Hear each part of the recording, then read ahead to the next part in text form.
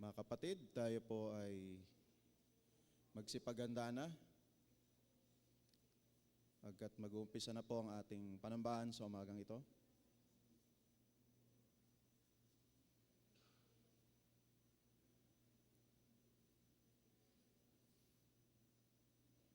Isang mapagpalang umaga po, mga kapatid. Ang mag-aawit ay nagwika, purihin si Yahweh sa kanyang kabutihan. Pag-ibig niya'y tunay, laging tapat kailanman. Base sa Awit 118 verse 1. Mga minamahal, tayo ay magdiwang at papurihan ang kabutihan ng ating Amang Diyos na makapangyarihan. Suubin natin ng palakpakan ng papuri ang kanyang presensya sa ating kalagitnaan sa umagang ito.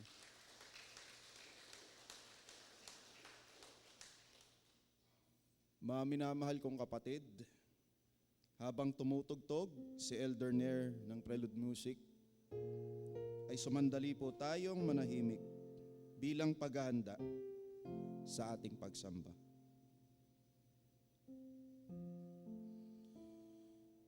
Sandaling ito ay ilaan po natin ang isang papuring pagsamba sa ating Panginoong Hesus na sa labis na pagmamahal niya sa atin, ipinadama niya ang kanyang labis na pag-ibig nang inialay ng Panginoong Hesus ang kanyang sarili upang mahango tayo sa kasamaan nagahari ngayon sa sanlibutan ito.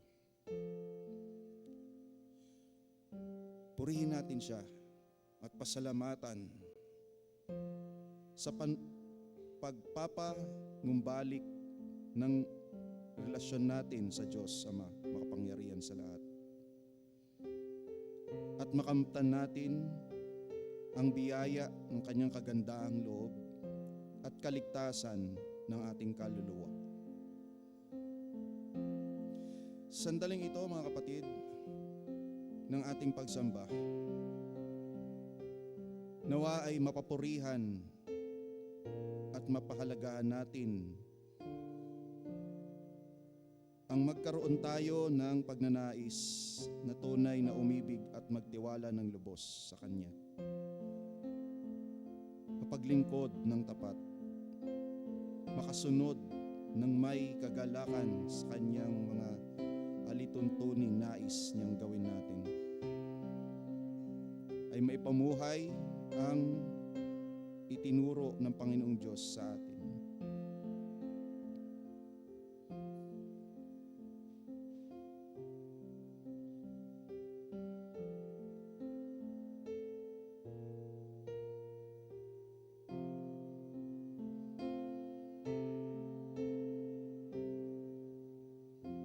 Mga kapatid, tayo po ay tumayo.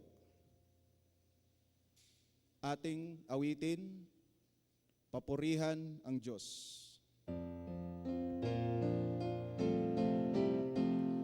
Ating sambahin at purihin ang Diyos, dahil sinugo ang mananako. Ang buhay niya'y kusang inialay, pinto ng langit sa ating binuksan. Papurihan ang Diyos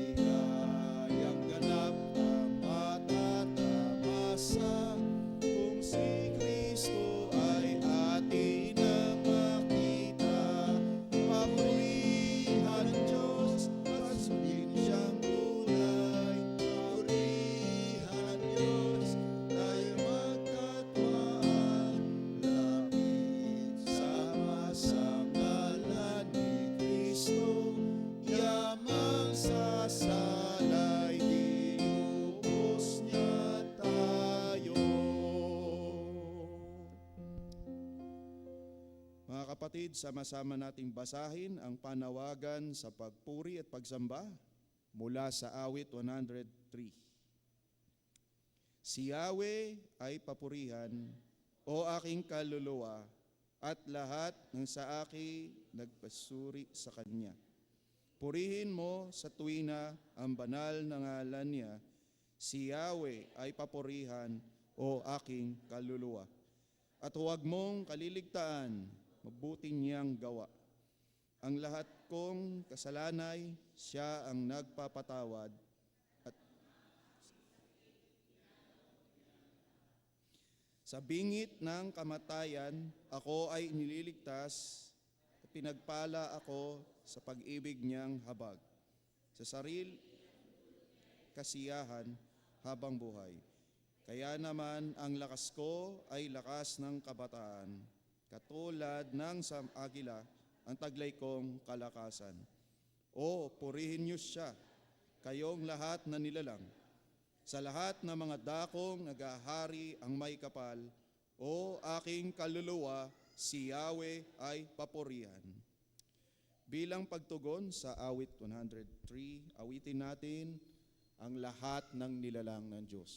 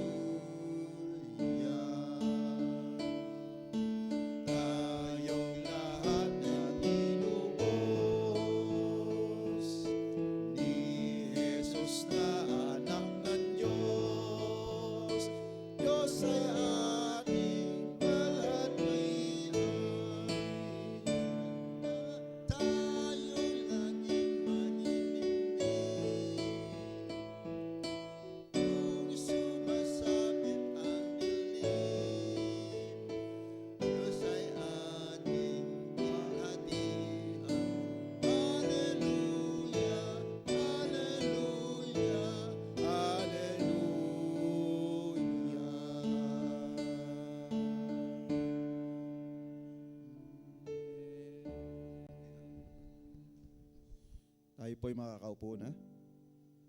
Samahan niyo po ako sa panalangin. Aming Diyos na makapangyarihan sa lahat, kami ay nagsusumamo sa inyo sa ngalan ng inyong anak na si Jesucristo. Kami ay nagpapakumbaba sa umagang ito Kasama ang lahat ng inyong nilalang tulad ng aming inawit, Panginoon, kami ay lubos na namamangha sa inyong kadakilaan at kaluwalhatian. Saan man kami tumingin, naroon ang inyong kapangyarihan, naroon ang inyong kadakilaan. Truly, Lord, we sing how great thou art. This morning, Lord, we remember lahat po ng inyong mga ginawa, Panginoon, sa aming buhay. All of your mighty and awesome deeds in our lives.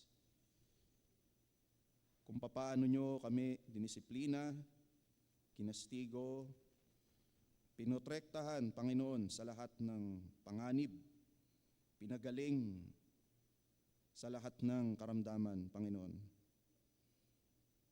And truly, Lord, you didn't fall short, Panginoon. Kayo, O Diyos, ay patuloy na faithful, Panginoon, sa inyong mga anak. And we thank you, Lord, for all of your goodness sa aming buhay. And sa kabila po, Panginoon, ng inyong kabutihan, O Diyos, kami ay nag-acknowledge ng inyong kabanalan, Panginoon. At sa liwanag, Panginoon, ng inyong kabanalan ay wala ho kami maitago. Ang inyong liwanag, Panginoon, leads us, Lord, to see who we are in your sight and how sinful we are. Panginoon, humihingi kami ng kapatawaran. You have seen how we have been selfish, Panginoon, in the past week. Kung paano kami ay outright, Lord, we have strayed from your path,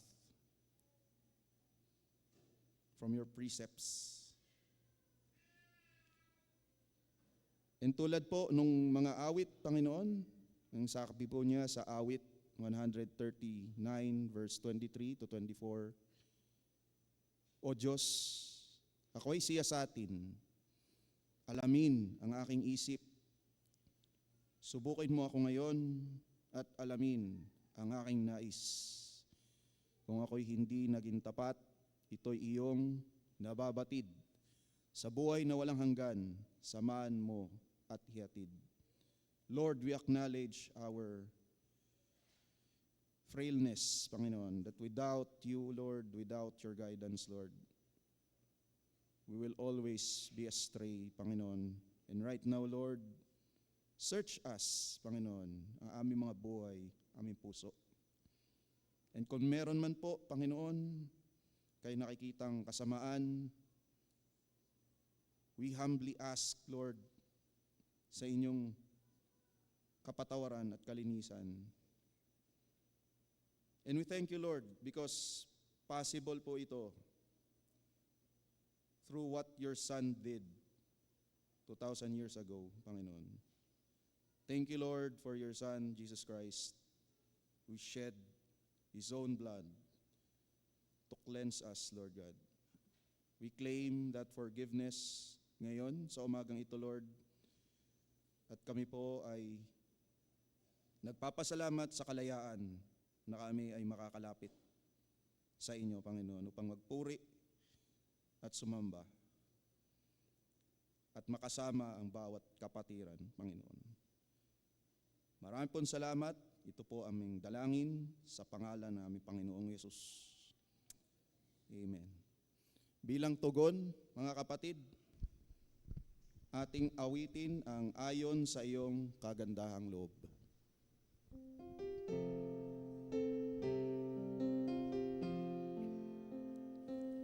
Ayon sa iyo, iyong kagandahang loob, Ama, akong ito'y kahabagan. Manumbalik ang dati mong paghiro,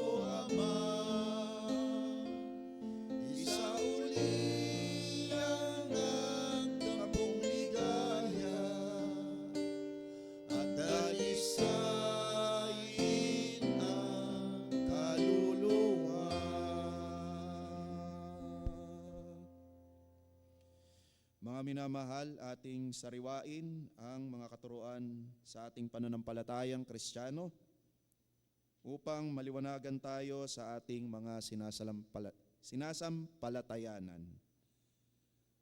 Mula sa Katesismong Heidelberg, basahin natin ng sagutan ang ukol sa Araw ng Panginoon, 21. Ito ang tanong: ano ang nauunawaan mo ukol sa kapulungan ng mga banal?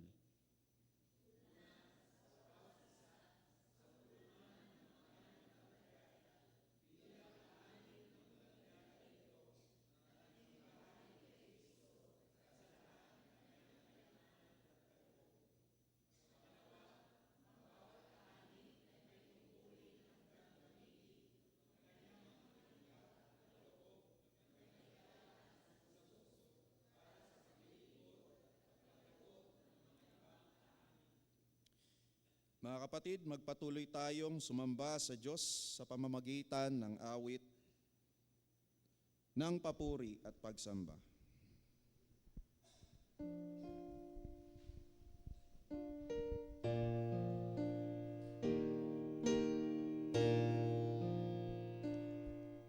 Sa iyo, Diyos, masasalamat ko ay taos. Manon ako'y minahal iyong tinubos. Kaya ng anghel sa langit ang nais kong ipahayag. Panginoon, nagbuhat sa iyo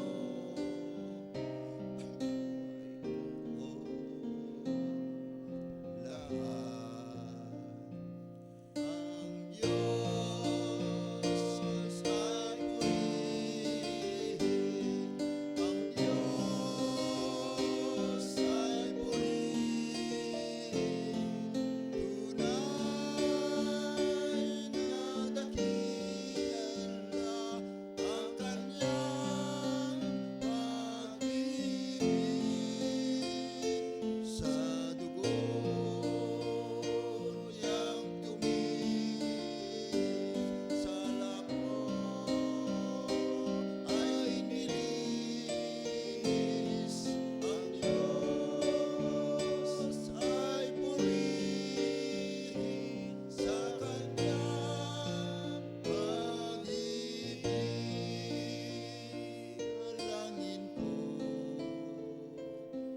O Diyos, maging tapatin mo ako,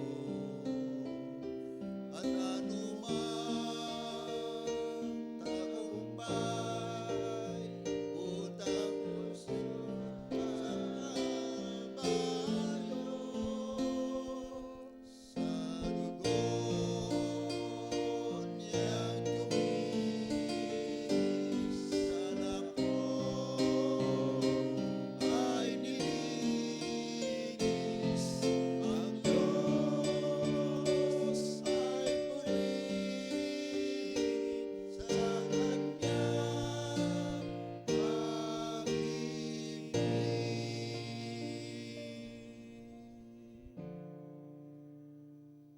Ay po'y mga kapuna.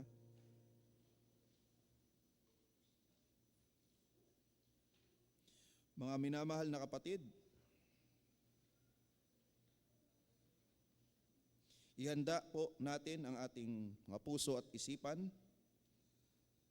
sa mataimtim na pakikinig sa salita ng Diyos na ihatid sa atin ng ating buting Reverend Ruben Orteza Jr.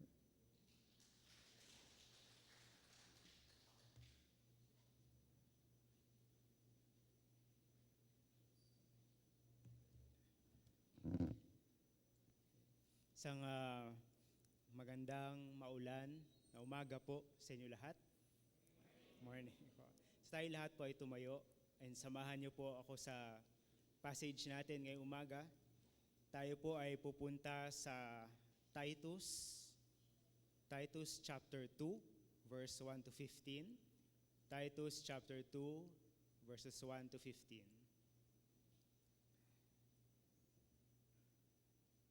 Babasahin ko po siya at sundan niyo po ng tahimik. Babasahin ko sa English Standard Version. Titus 2, simula po sa verse 1. But as for you, teach what accords with sound doctrine. Older men are to be sober-minded, dignified, self-controlled, sound in faith, in love, and in steadfastness. Older women likewise are to be reverent in behavior, not slanderers or slaves to much wine. They are to teach what is good, and so train the young women to love their husbands and children, to be self-controlled, pure, working at home, kind and submissive to their own husbands, that the word of God may not be reviled. Likewise, urge the younger men to be self-controlled.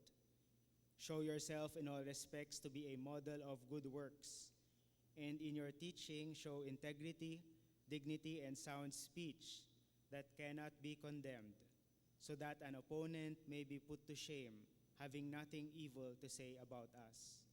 Slaves are to be submissive to their own masters in everything.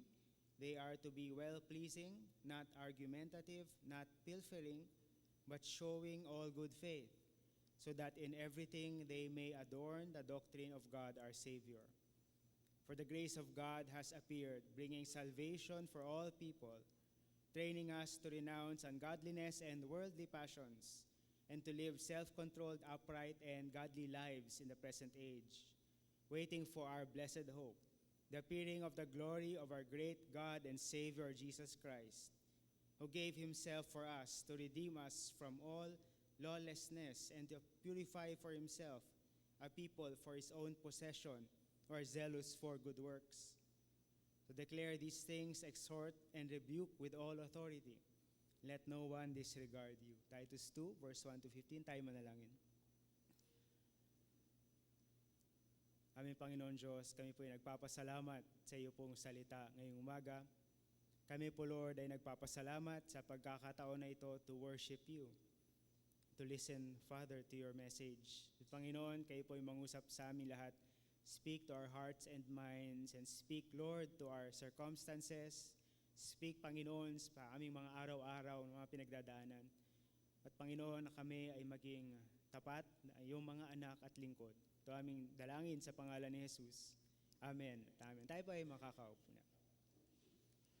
So Titus chapter 2, verse 1 to 15. At magandang umaga po sa inyo at salamat sa inyong pag-imbita and sa pagkakataon, sa opportunity na kasama ulit dito sa inyong pagsamba sa ating Panginoon Diyos. So ang title natin ngayong umaga dito sa Titus ay The Ongoing Work of Bearing Fruit. The Ongoing Work of Bearing Fruit. Patuloy tayo na kumikilos tayo para tayo ay lumago. Itong linggo ay naging malakas na bagyo, malakas na ulan, and I hope, I pray na hindi po kayo masyadong nahirapan. Ito pong linggong ito, marami po ang walang pasok, marami ang nahirapan, stranded, baha. Kasama po sa mga nahirapan ay ang ating mga magsasaka, and again, gaya ng mga nangyari, malakas ang ulan, nagbaha, at yung mga tinanim nila ay nasira, ang mga ani ay nasira, ang pinaghirapan nila nawala, yung mga harvest nila sana, yung bunga sana ng kanilang mga pinaghirapan ay again nawala. And every time, yun yung challenge para sa ating mga magsasaka. Yun yung challenge sa ating industry na yon, sa agriculture. At challenge din, of course, sa ating gobyerno. Marami na nga challenges, marami na nga pong mga pinagdadaanan ang ating mga magsasaka, but isa pa ito, yung ating weather system. Nasisira ang tanim, nasisira at nawawala ang ani, nawawala ang bunga. Napakahirap nga po na magtanim, napakahirap na magkaroon ng ani, napakahirap po magkaroon ng bunga. Mahirap din lumago at magkaroon ng bunga bilang mga anak ng Diyos. Ano po? Hindi naman po yun madali sa atin. ano po kaya ang mga reminders no, natin pagdating dito sa ongoing work of bearing fruit. Patuloy tayong kumikilos para tayo nga ay magbunga. Kahit ano pang bagyon dumating, ano po, kahit ano pang mga pinagdadaanan natin, sikap pa rin tayong kumikilos para magbunga tayo para sa Panginoon. Dito tayo sa sulat po ni Pablo kay Titus. Ito po yung sulat ng Titus. So, sinulat po ni Pablo kay Titus. Si Titus po ay isa sa mga naging kasama ni Pablo, na disciple ni Pablo. Kasama niya sa kanyang mga missionary journeys. And then dito, iniwan niya si Titus sa Crete. Binili na niya, may mga instruction siyang binigay sa Crete para kay Titus. So, tingnan po natin yung passage, Titus 2:1-15. May instructions dito na iniwan si Paul kay Titus para dun sa ministry niya, para dun sa church sa Crete, para sa mga believers sa Crete. Gaya naman po ng marami, of course, gaya po ng lahat na simbahan, may mga challenges din. No, yung patuloy tayong lumalago, patuloy tayong nagbubunga, may challenges din po yun. And so may mga instructions dito binilin si Pablo kay Titus. Tingnan po natin itong passage at tingnan natin sa dalawang bahagi, at least 2 parts. Ano po, tingnan natin itong instructions niya kay Titus para patuloy yung gawain, para patuloy yung pagbunga nila doon po sa mga believers sa Crete. Okay? So tingnan po natin dalawang bahagi dito. Number 1, tingnan natin yung the responsibility to continue to make disciples. Tawagin natin itong responsibility to continue to make disciples. Tuloy lang. Ito yung tungkulin natin. Tuloy lang tayo. Dito po sa number 1, pwede pa nating hatiin, at least ng 3. 3 or 2. Okay, 2. Tingnan natin yung una, letter A. We continue to make disciples, letter A, by our teaching. Patuloy tayong kumikilos sa ating discipleship para lumago at magbunga sa ating pagtuturo by our teaching. Tingnan niyo po sa passage, yung emphasis doon ni Pablo sa pagtuturo. Verse 1, sabi po niya doon, kinumpara sa mga false teachers na nagtuturo ng mali. Pag titingnan niyo po sa chapter 1, may mga false teachers, may false teachings.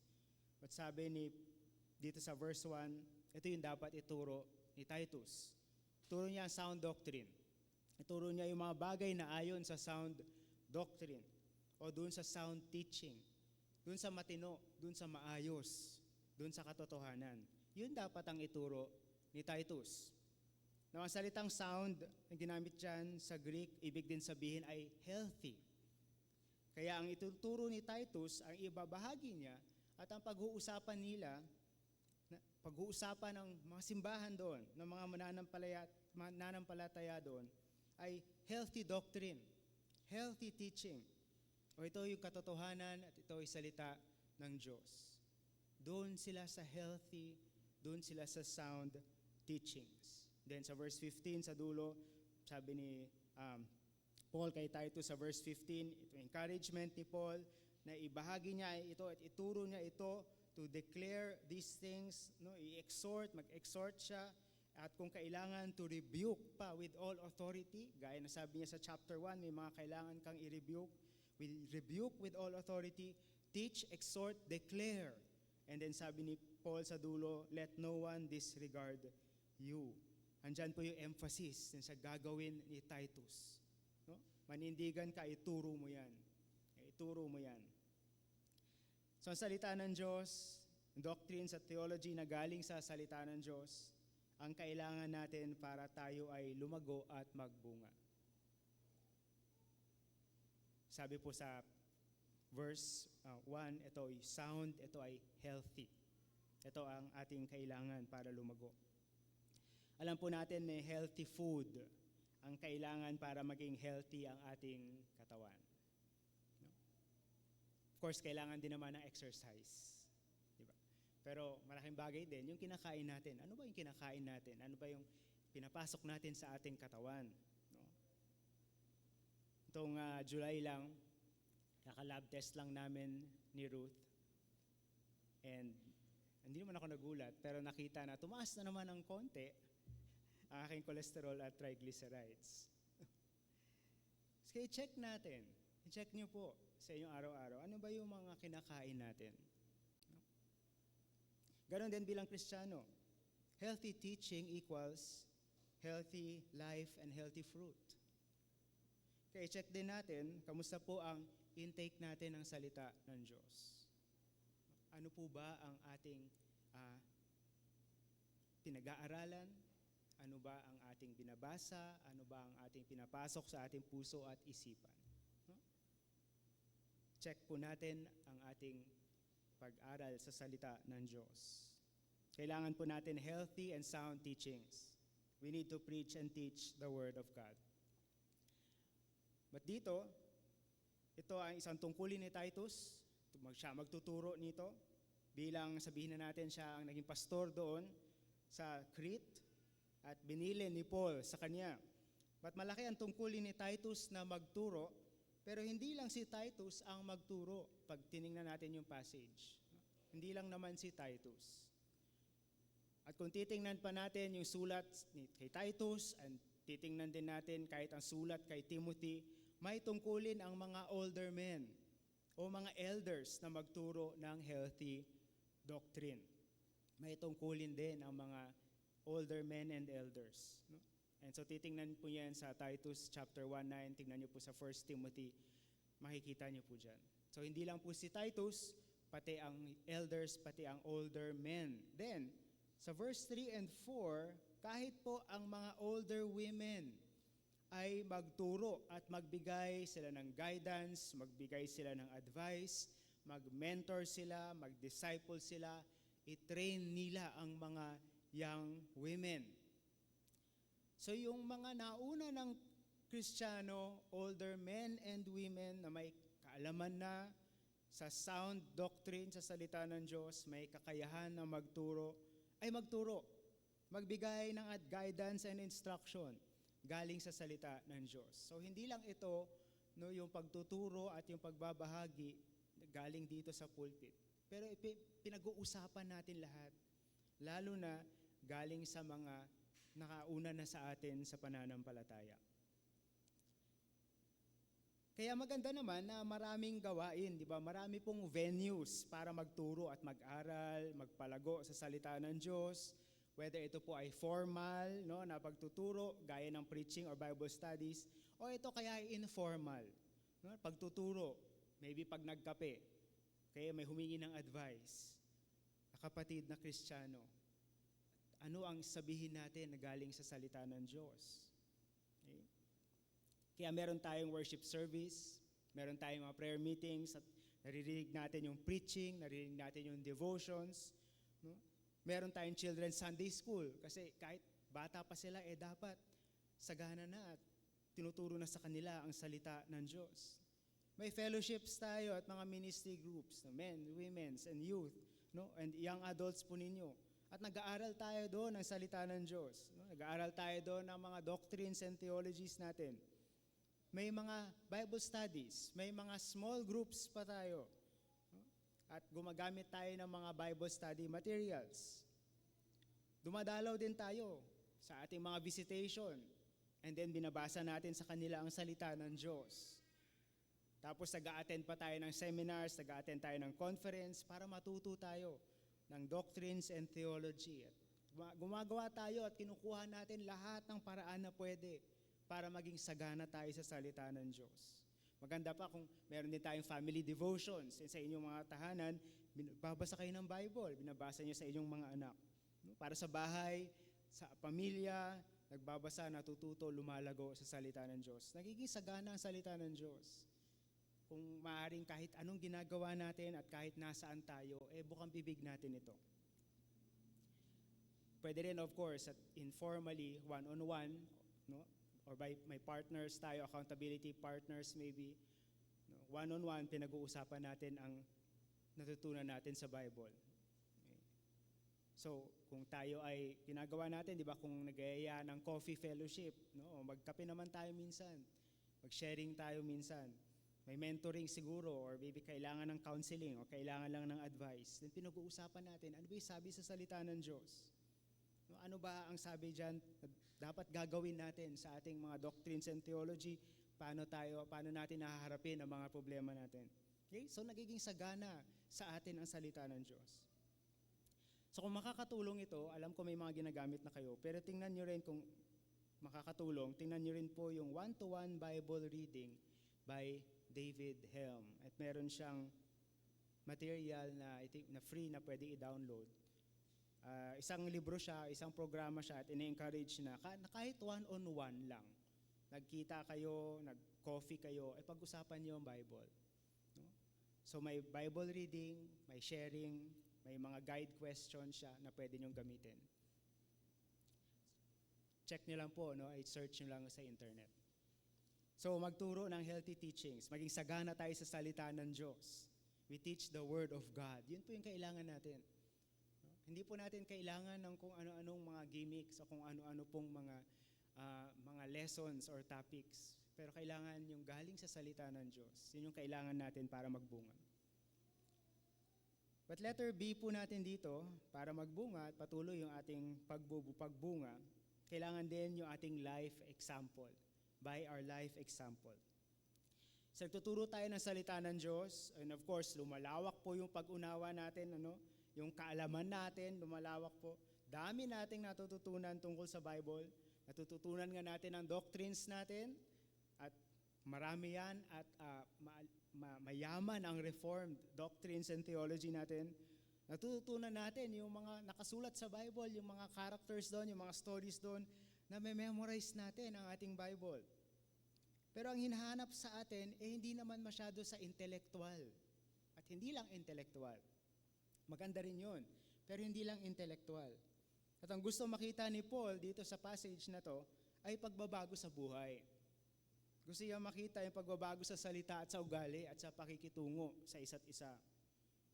Gusto niya makita, hindi lang na alam natin, pero isinasabuhay natin yung salita ng Diyos. No?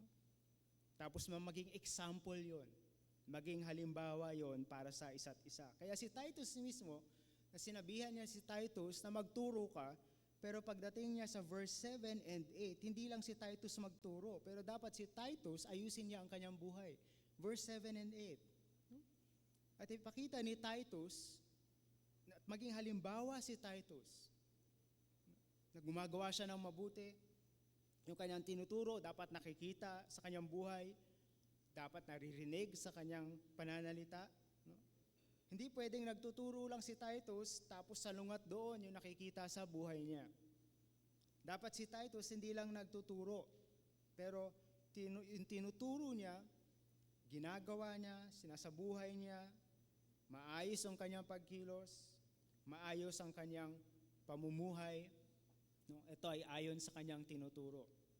And then siya ay maging halimbawa sa mga young men at siya ay maging halimbawa sa mga believers sa Crete.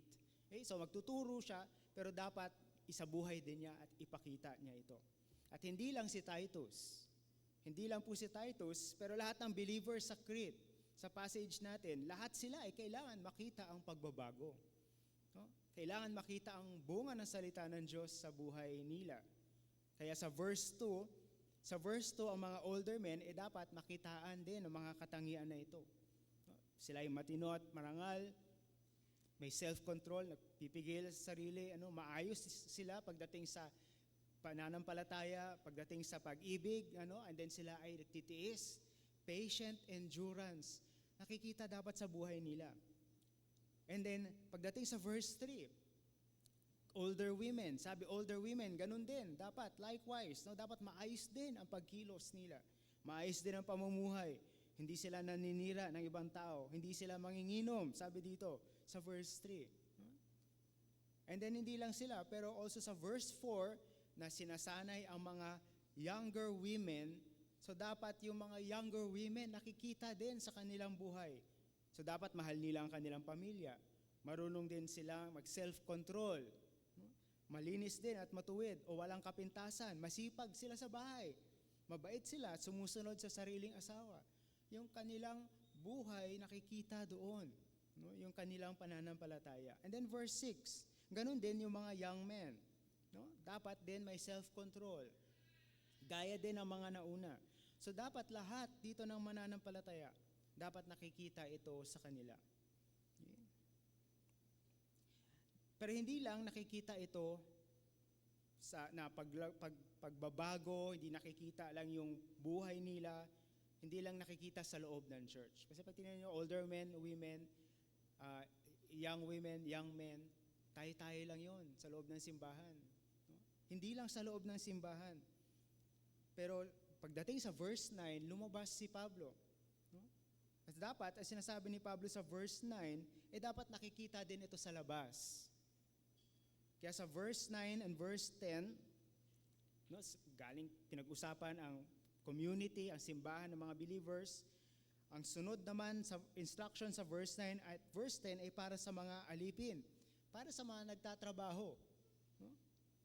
So, hindi lang nakikita sa atin, pero dapat dadalhin nila sa labas at nakikita din pag sila ay nagtatrabaho. Hindi lang tuwing Sundays, pero nakikita ito sa atin Mondays to Saturdays.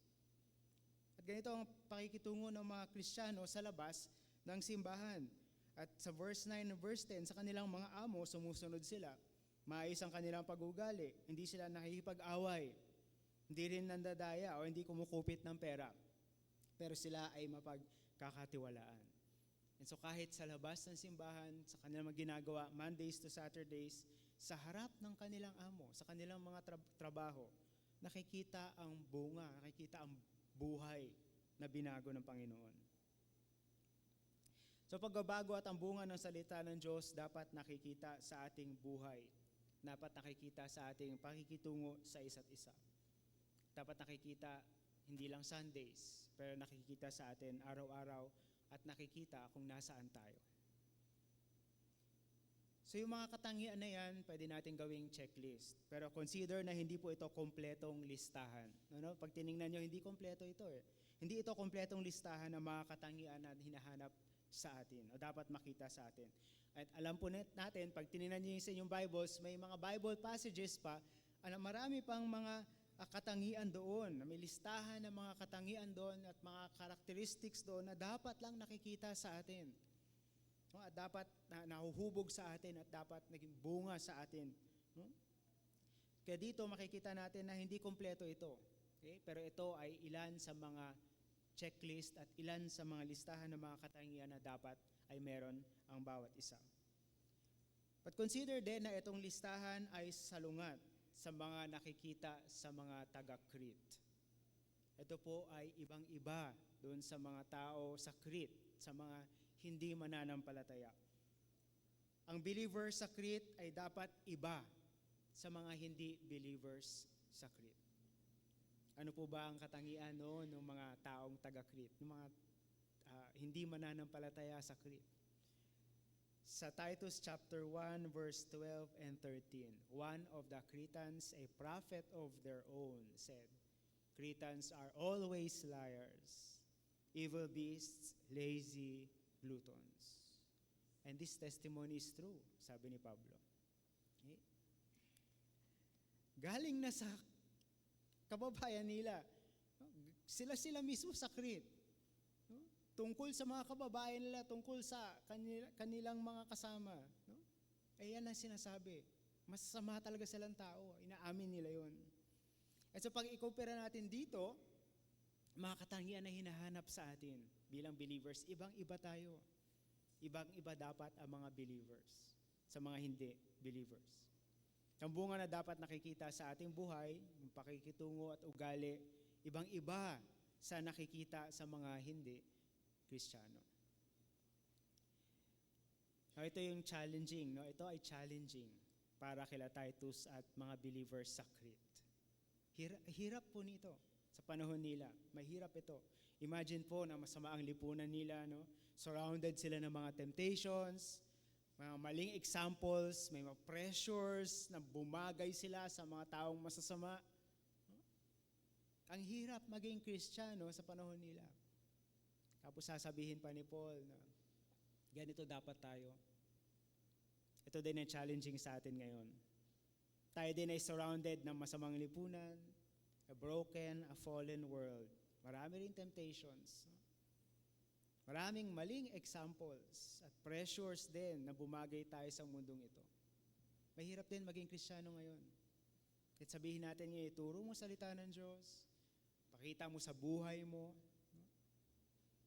trabaho, may nagmumura, kumukupit, tumatakas sa trabaho, masama ang ugali, naghahanap ng away, nagbibintang ng iba, naninira ng iba, nagsisinungaling, no? May mga lulong sa bisyo. No? At marami pa, iba nakikita natin sa ating mga trabaho. Sa school, ganun din, surrounded din ng mga kaklase natin, mga tao rin, na fallen and broken and sinful. May mga nandadaya sa school. May gumagawa din ng masama, naninira din ng tao, mapagsamantala sa school. Kahit sa government, may mga taong mapagsamantala. Iniisip lang ang sarili. Sa barangay po natin, may mga nangaaway, mga nanggugulo. Kahit nga tayo nagmamaneho lang sa daan, may road rage. O hindi sumusunod sa traffic rules. Napapahamak tuloy ay ibang tao. Social media na lang, may bashers and haters. Sa mundo po natin ngayon, may mga exploitation ng ibang mga tao. May violence and war. Dami po nangyayari sa mundo natin and we are surrounded. Dito tayo sa isang broken and fallen world. Ang hirap po maging Kristiyano. Tapos sabihin natin ngayon, pagpatuloy lang natin ito sa harap nitong challenge na ito. Pero sa mundong ganito, tinawag tayo na magbunga at ipakita na iba tayo. Gaya nila Titus, we are to make disciples and strengthen each one as disciples and teaching one another to obey the Lord Jesus and shaping one another, no? Sa karakter ng mga anak ng Diyos. We pray for one another. Dahil kailangan natin yun. We help one another na maging totoong Kristiyano dito sa mundong ito na napakahirap mabuhay bilang Kristiyano.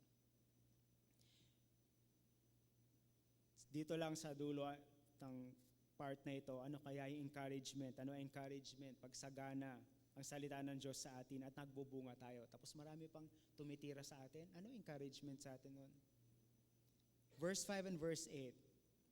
Maayos yung ating buhay, nagtuturo tayo ng salita ng Diyos, nakikita sa ating buhay ang ating pananampalataya. Nagbabago tayo. Verse 5, that the word of God may not be reviled. No? And verse 8, so that an opponent may be put to shame, having nothing evil to say about us. Meron silang sasabihin. No? Maaring ipapahiya pa rin tayo, at maaring ipapahamak pa rin tayo. At maaaring sasabihin pa rin nila na mali ang ating tinuturo. Pero in the end, wala silang masasabing masama tungkol sa Diyos.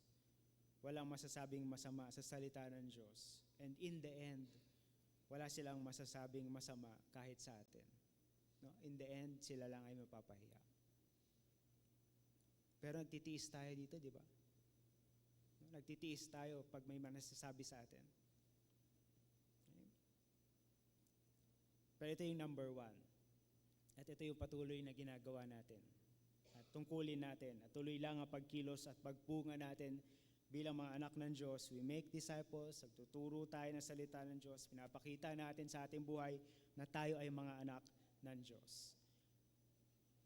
Ano ang strength? Ano ang power? Ano ang kakayahan na magawa natin ang lahat ng ito sa harap ng mundong broken and fallen and against sa Panginoon? Number 2, the power to make disciples is the grace of God. Okay? The power na magpatuloy pa rin, lumago at magbunga ay dahil lang sa grace ng Panginoon. Kaya tuloy-tuloy lang tayo, kaya kahit po mahirap. Palagi nating pangahawakan ang grace ng ating Panginoon Diyos. Tingnan natin sa passage yung grace ng Diyos, yung pagkilos niya, makikita natin dito yung past, yung present, and yung future sa grace at pagkilos ng Panginoon. Yung letter A, tingnan natin yung past work of Jesus on the cross. Sa verse 11 and verse 14. Verse 11 and verse 14, ano tong sinasabi ni Paul? The grace of God has appeared. Sino ang tinutukoy niya dyan? Sinasabi niya ang Panginoong Jesus na dumating. Isinilang sa sabsaban, buhay sa mundong ito, nagdusa at namatay sa cross. Para saan?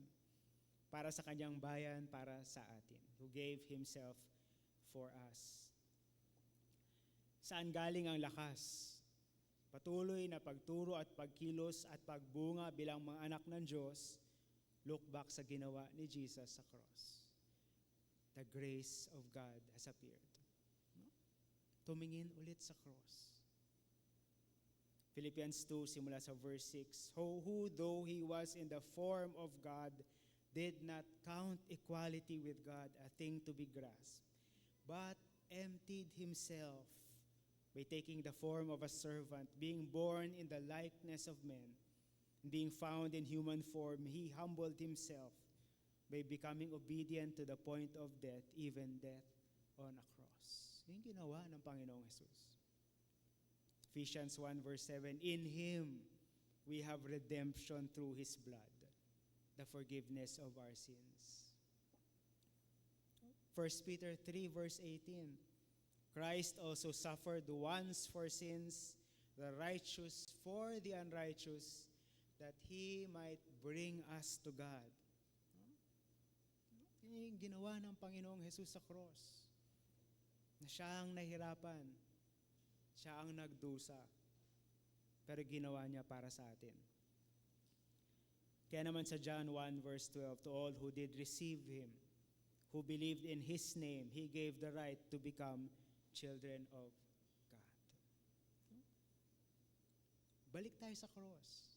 Nahihirapan tayo sa pagkilos at patuloy na pagbunga. Balik tayo sa cross. Ito yung nangyayari. Halimbawa, ginagawa natin pag tayo ay nagla-Lord's Supper. Sa Lord's Supper, we remember the sacrifice of the Lord Jesus on the cross. Di ba po? Naalala natin yung ginawa niya. Naalala natin yung pinagdaanan ng Panginoon. Then inaawit natin ito. For example, till on that cross as Jesus died, the wrath of God was satisfied, for every sin on Him was laid. And here, in the death of Christ, we live. Dahil sa cross, we live. Tumingin tayo sa past work of grace ng Panginoong Jesus sa cross. Ang hirap ba? No? Ang hirap ba to make disciples, magbunga tayo, makita sa buhay natin? Tingin tayo ulit sa cross. Yung letter B po natin, yung sa grace pa rin ng Panginoon, makikita natin yung present work of making us holy. Yung sanctification natin, yung pagkilos ng Diyos sa atin. Ngayon, no? Dahil patuloy pa rin ang grace ng Diyos sa ating pagiging banal sa Diyos, nangyayari po ngayon. Dahil tingnan niyo po sa verse 12, sa verse 12, yung mga salitang ginamit dito, ito ay patuloy na action, ongoing po na action. No? So yun ang grace ng Diyos na dumating, pero nagtitrain, nagsasanay pa rin. Ano? Nagtuturo pa rin, nagsasanay sa atin na talikuran ang kasamaan at tayo ay maging tapat sa Diyos. Okay? Dumating na, pero sinasanay pa rin tayo. Yun yung nangyayari ngayon. Then sa verse 14, ito ang gustong gawin ng Diyos sa atin. Gawin tayong matuwid para lang sa Kanya.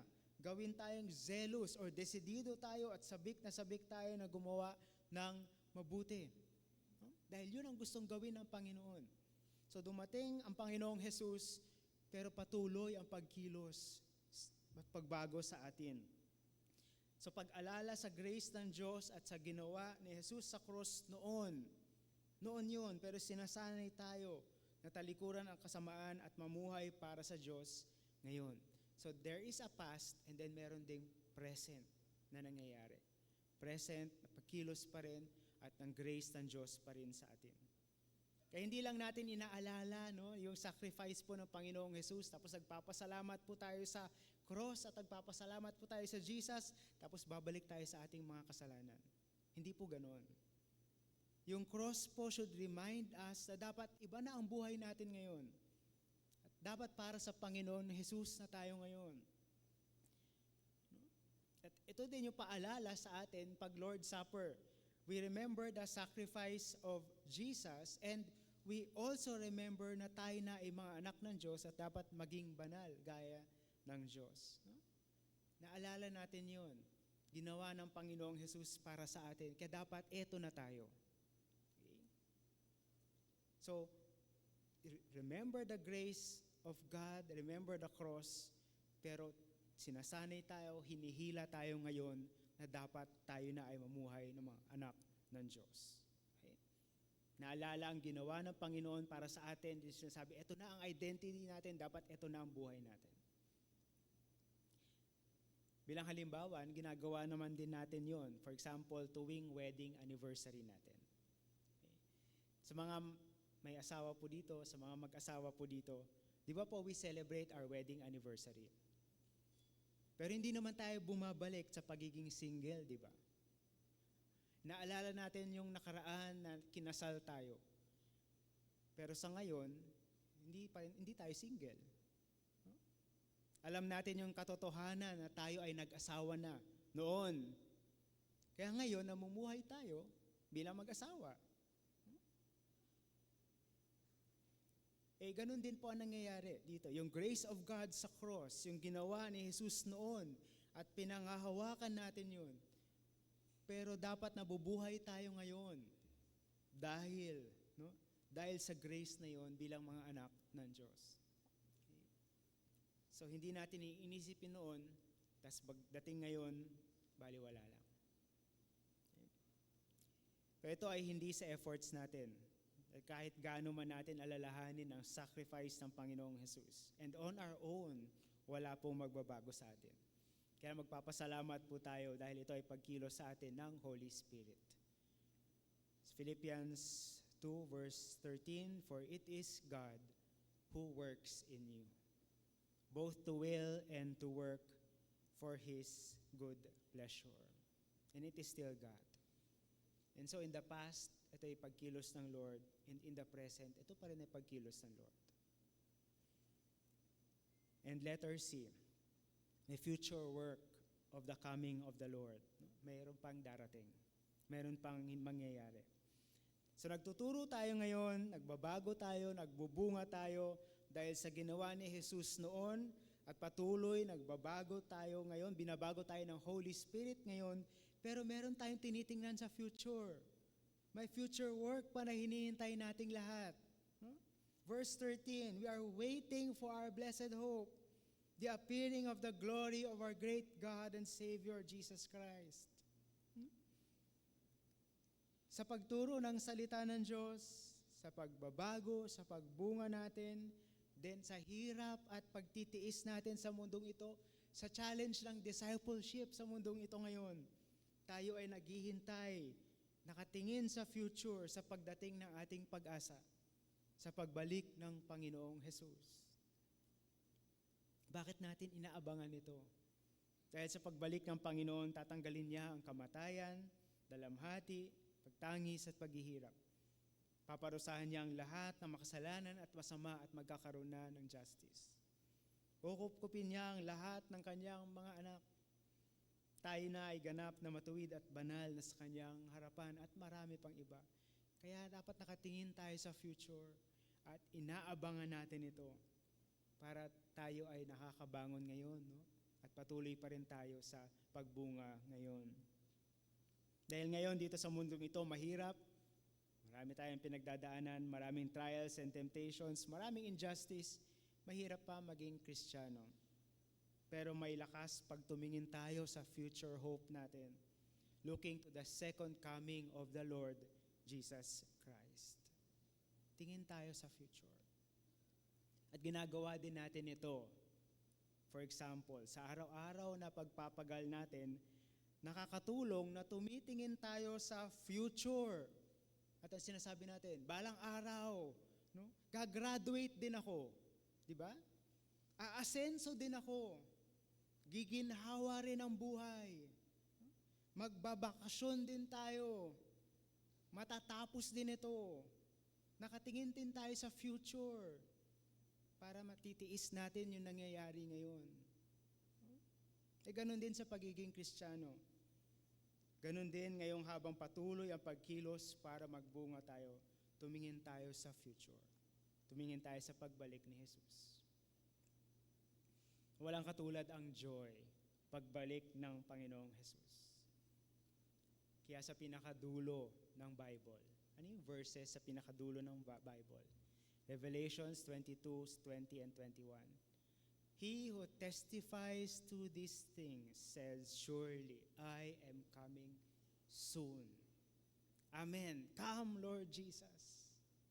Bumalik ka na ngayon. No? The grace of the Lord Jesus be with you all. Ay kailangan natin yung grace ngayon habang tayo naghihintay na siya bumalik. No, pero sa dulo ng Bible, ang prayer doon, Lord, bumalik ka na. Bumalik ka na. At habang wala pa, kailangan natin ang kanyang grace.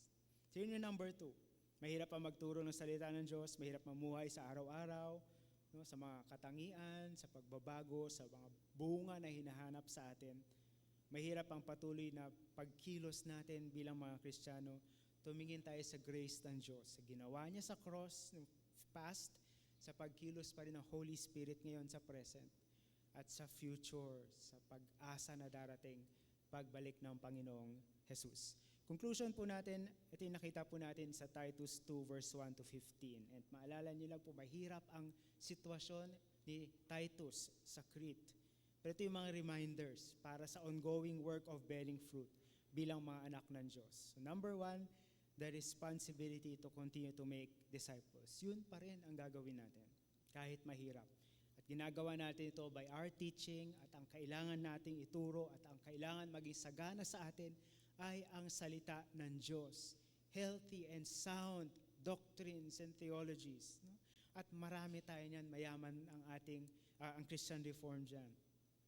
But letter B, kailangan din makita sa ating buhay.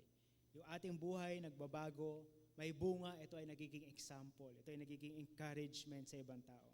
No? So dapat nakikita din sa atin yun. And number 2, saan natin kukunin ang lakas? Tayo ay paghihinaan. Saan tayo titingin?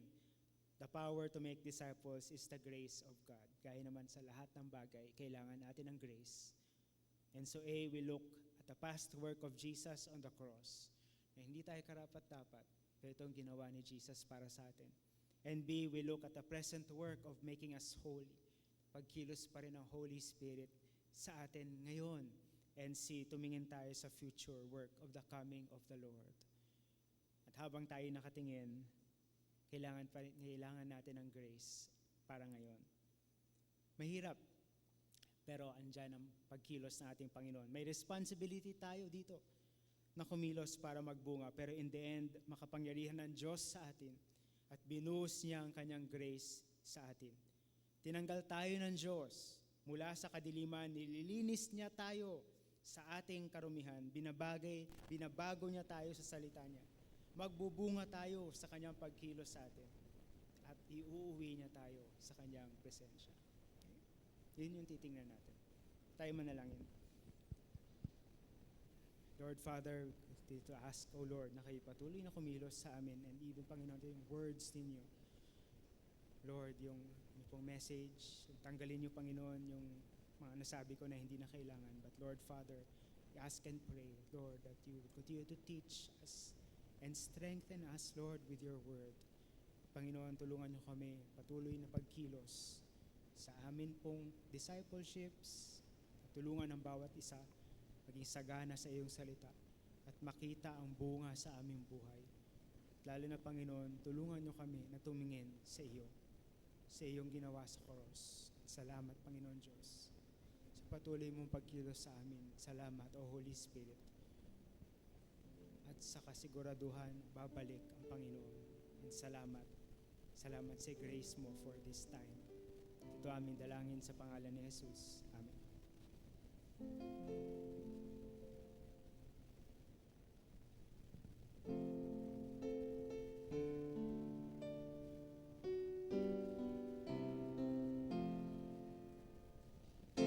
Tanging kay Kristo ang aking buhay. Siya ang sa akin pumapatnubay.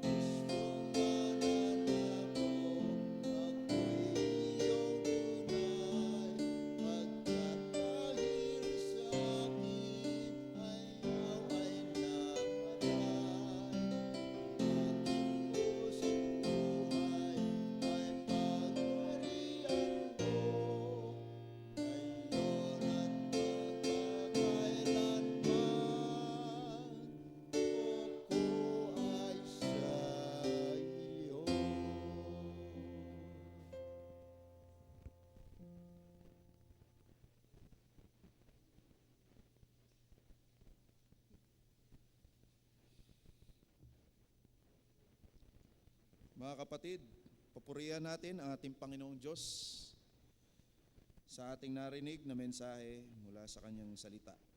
Ngayon naman ay ihanda natin ang kaukulang nating pagpasalamat sa Kanyang kabutiang loob at pag-ibig sa atin. Sa pamamagitan ng pagsambang pag-aalay ng ating mga kaloob, hayain niyo basahin ko sa inyo ang isang teksto tungkol sa pag-aalay ng kaloob mula sa aklat ng 2 Korinto 9:13, nagsasabing, ang bukas palad niyong pagbibigay ay magpapatunay sa kanila na matapat ninyong tinatalima ang mabuting balita ni Kristo. Dahil diyan, magpupuri sila sa Diyos. Akin pong tinatawagan ang mga diakonesa upang kolektahan ang ating tithes and offering.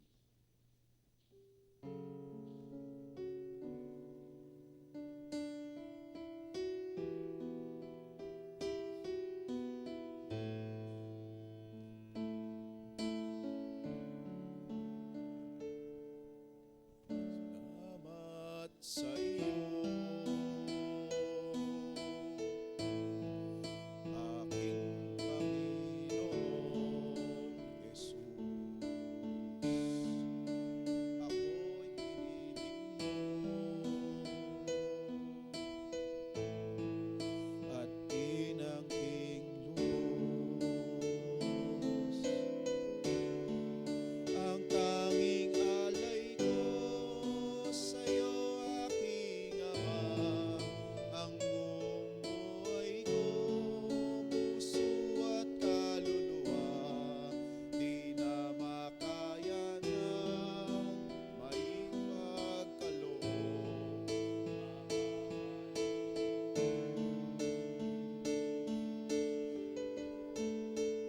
Aking dalangin, O Diyos, ay tanggapin ang tanging alay ko, ay gamitin. Ito lamang, Ama, wala nang iba pa akong hinihiling.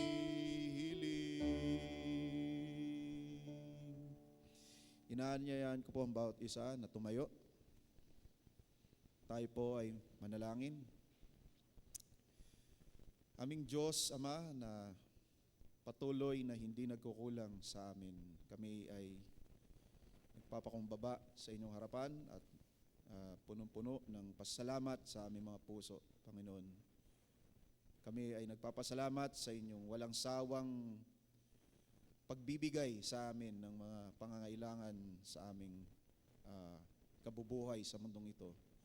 Salamat sa pagbibigay ng pagkakataon na kami ay makapag-contribute sa inyong ginagawa sa mundong ito, Panginoon. Salamat sa mga resources na ito. Dalangin namin na sa pamamagitan nito, Panginoon, ay marami pang puso ang mabuksan at marami pang kaluluwa ang magbalik loob sa inyo. We pray, Lord, na patuloy na biyaya, Panginoon, sa bawat isa sa amin at kami ay pakagamitin nyo upang marami pa pong mga tao ang makarinig ng patungkol sa inyong anak na si Jesus. Marami pong salamat at patuloy po naming binabalik lahat ng kapurihan, pasasalamat at kaluwalhatian sa inyong pangalan. Sa pangalan ng aming Panginoong Hesus, po aming dalangin. Amen. Atin pong awitin ang doksolohiya.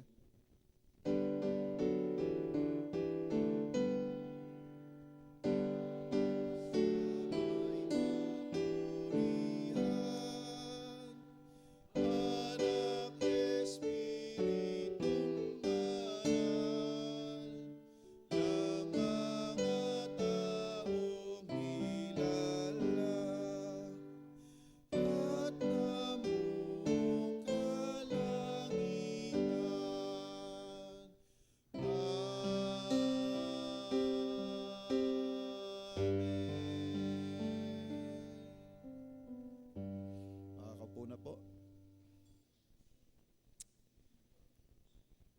Para po sa ating pagbati, sa umagang ito ay ikinalulugod ng CCCN ang pagdalo ng mga bisita no, na naging kabahagi sa panambahan ngayon.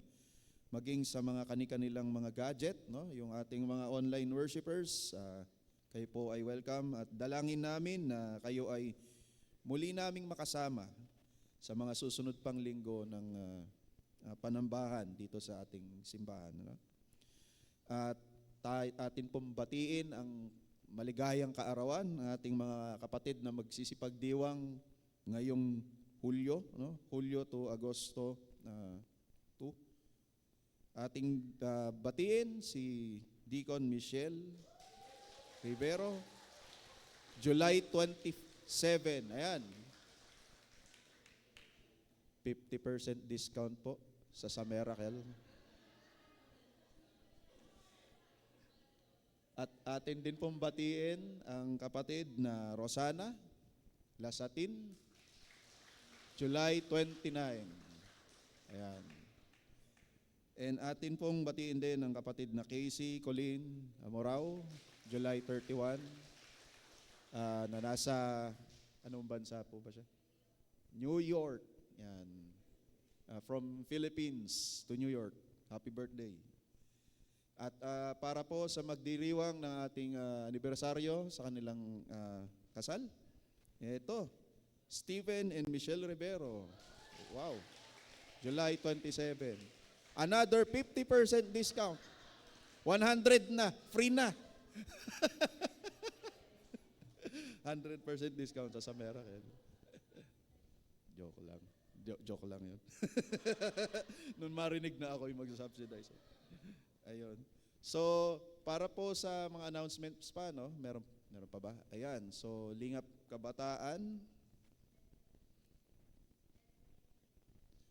Ayun. So, yung mga gusto pong mag-enroll sa ating Lingap Kabataan na program po ng KR Nova. Deadline po today, sabi po ni Ate Kisha. Ayan. So, kindly approach. Sino ba ang ano dyan? The officers, ano? Ayan, yung mga gwapo't magaganda doon sa likod. Ayan, yung mga ka-age ko, ayan. Sige po. Andyan po yung requirements, no? Nasa ating screen. Kung gusto nyo kunan, pwede yung kunan. Meron pa po ba? Ayan, prayer meeting on Wednesday, dito po sa ating panambahan, sa worship hall natin, no? 9 a.m. po yan, every week. CCCN bundle of 7, so please get in sa likod po sa mga gusto pong mag-participate. And kung wala na po, ay tinatawagan ko na po si Pastor for our closing prayer and benediction.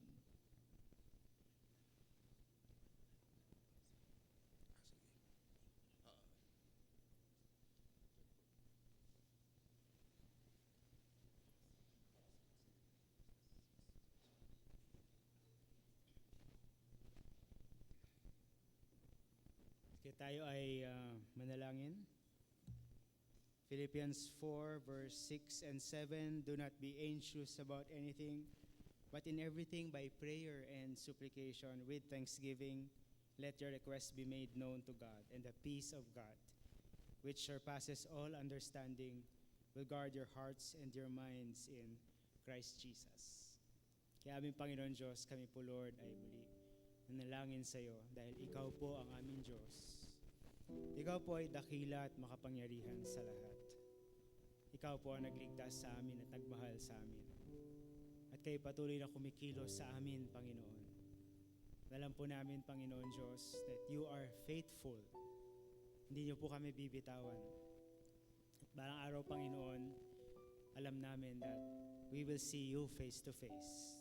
So Lord, Father, we ask and pray, even now, Panginoon, sa aming patuloy na pagkilos para magbunga. O Lord, tulungan niyo kami sa aming tungkulin. Patuloy, Panginoon, na palakasan at pagisagana ang iyong salita sa amin. At kayo patuloy na kumilos sa amin, Panginoon Diyos, na makita nga sa aming buhay, sa amin pong pagkilos, ang bunga ng banal na Espiritu. Panginoon, tulungan niyo po kami, O Lord, sa araw-araw, sa lahat po ng aming haharap. harapin sa linggong ito. Father, dalangin po Panginoon Diyos ang iyong lakas. We pray, O Lord, for wisdom and strength. Father, sa lahat po ng kailangan namin gawin, trabaho sa school, sa aming pamilya, sa aming communities, O Lord, sa lahat pa, Panginoon Diyos. Lead us and guide us, O Lord. Tulungan niyo kami, Panginoon, na ibigay sa iyo, gawin ang anong pleasing, O Lord God. Makita sa amin, Panginoon, ang iyong pangalan. And Father, we ask for your blessing. We pray that you would provide for each one. We ask, O Lord, that you know, Lord, yung needs ng bawat isa. Panginoon, kami po, Lord, ay lumalapit sa iyo and we pray for healing and recovery para kay Sister Teresita Abedes. Panginoon, alam niyo po, siya po ay may cancer at ngayon po ay confined sa ER. We ask, O Lord, that you, Lord God, sa iyong grace and mercy, Panginoon, hawakan niyo po at bigyan niyo ng healing ang kanyang katawan.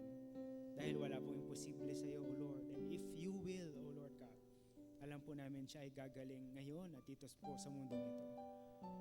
Panginoon, we know, Lord, na lahat ng anak ninyo, Panginoon, ay balang araw, there will be complete healing.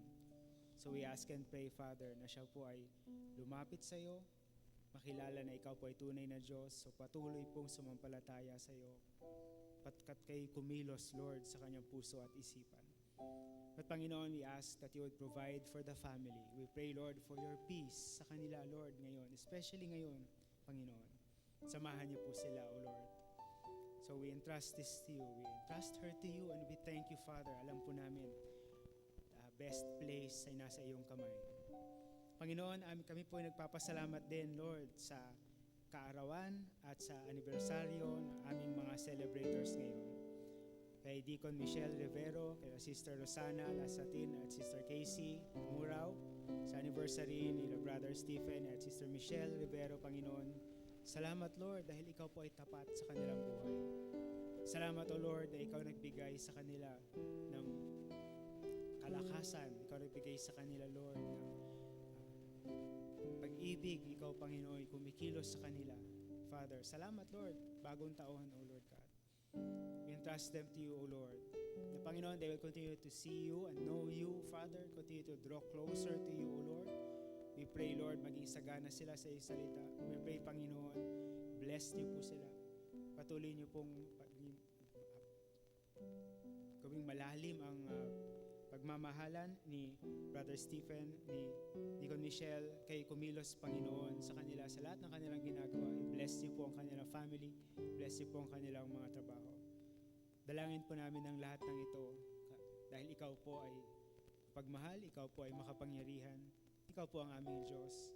Kami po ay sa inyo. Lahat ng ito, Lord, ay nasa iyong kamay. So salamat, Panginoon. Ito ang aming dalangin sa pangalan ni Jesus. Amen. Tanggapin po natin ang benediction. The Lord bless you and keep you. The Lord make His face to shine upon you and be gracious to you. The Lord turn His face towards you and give you His peace. In the name of the Father, the Son, and the Holy Spirit. Amen.